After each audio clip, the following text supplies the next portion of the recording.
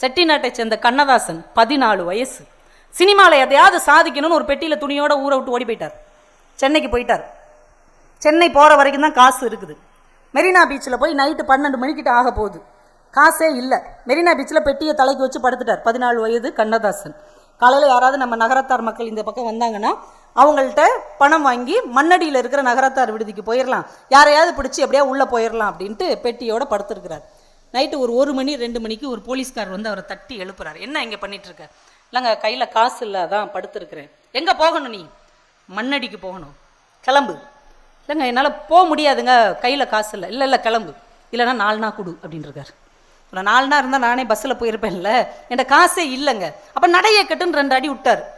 அழுது கொண்டே கண்ணதாசன் என்கின்ற அந்த சிறுவன் அந்த பெட்டியை தன் தலையில் சுமந்து கொண்டு மெரினா பீச்சிலிருந்து மண்ணடி வரைக்கும் விடிய விடிய நடந்து போயிருக்கிறார்.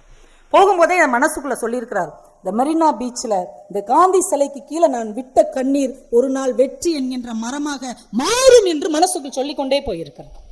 காலம் ஓடுகிறது. அவர் பத்திரிகை ஆசிரியராக மாறுகிறார், கவிஞராக மாறுகிறார், பாடலாசிரியராக மாறுகிறார், சினிமா படத்தின் தயாரிப்பாளராக மாறுகிறார். அவர் சொந்த படம் எடுக்கிறார். படத்துக்கு சுமைதாங்கி அப்படின்னு பேர். இந்த படத்துக்கு ஹீரோ ஜெமினி கணேசன்.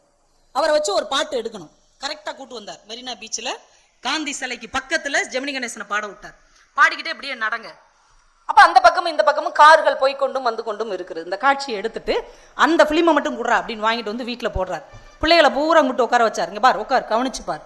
இந்த இடத்துல தான், இந்த காந்தி சிலைக்கு பக்கத்துல தான் காலனா காசு இல்லாம அவங்க அப்பா மெரினா பீச்சில இருந்து மண்ணடி வரைக்கும் நடந்தே போனான். ஆனா இப்ப ஜெமினி கணேசன் பாடும்போது இந்த பக்கமும் அந்த பக்கமும் 7 கார் போச்சு இல்லையா? இந்த 7 காரும் என்னுடைய சொந்த கார் என்று சொன்னார். நாளனா இல்லாமல் நடந்து போன அந்த கவிஞன் அதே இடத்தில் 7 கார்களை நடத்த முடிந்தது என்றால், எங்கே நாம் அவமானப்பட்டோமோ அந்த அவமானத்தை மூலதனமாக வைத்தால் அது வெகுமானமாக விழுந்து நிற்கும் என்பதற்கு கண்ணதாசனுடைய வாழ்க்கை ஒரு மிகப்பெரிய அடையாளமாக இந்த மண்ணில் பதிவு செய்யப்பட்டிருக்கிறது. அதற்கு நம்முடைய கனவு உன்னதமானதாக, உயர்வானதாக இருக்க வேண்டும். இந்த கனவு உன்னதமானதாக இருந்தால் நீங்க அந்த இடத்துல இல்லாட்டி கூட அந்த இடத்தை நீங்க ஜெயிச்சிடலாம்.